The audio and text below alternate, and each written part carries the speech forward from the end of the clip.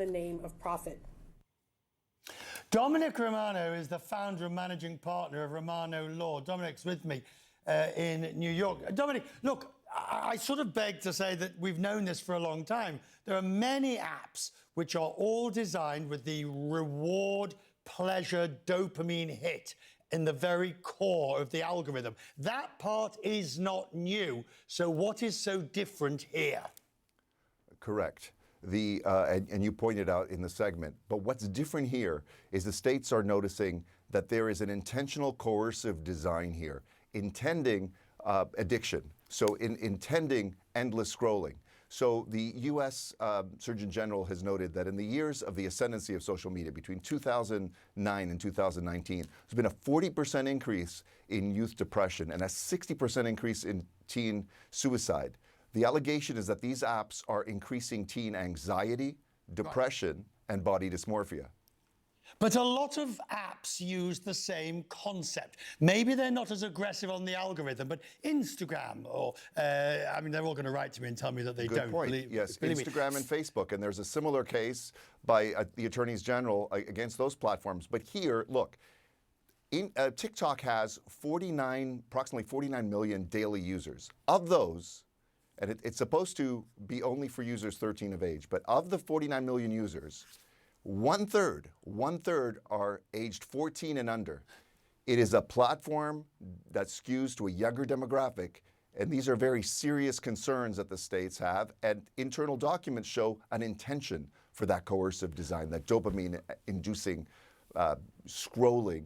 And the difference, you pointed out films and comic books, the difference is here, you can be on these apps forever. In the New York case notes, when social media becomes the bedtime companion of our teens, it steals their sleep and, in turn, their mental health.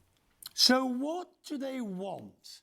Because one level, I mean, the drug pusher at the schoolyard gate, you can lock up and deny access. How are you going to tell TikTok that part of your algorithm has to go? That bit's questionable to begin with. No, we're going to ban it here and there. And by the way, if you do that, you've got a load of youngsters who are already addicted, and that's going to cause a withdrawal in its own right anyway. Yes, but the solution is not to give up. The solution is not to surrender.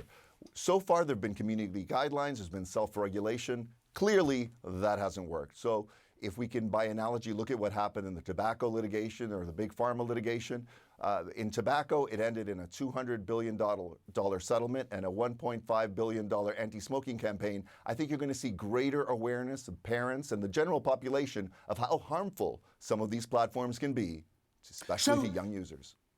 So do you believe, I mean, there's obviously the role of education, there's the role of parents in all of this. But if this is being deliberately constructed to be addictive, then the only solution is not to have access to it, because that's like saying, just go off and do a little bit of drugs and you'll be fine, even if it may be, even though it's highly addictive.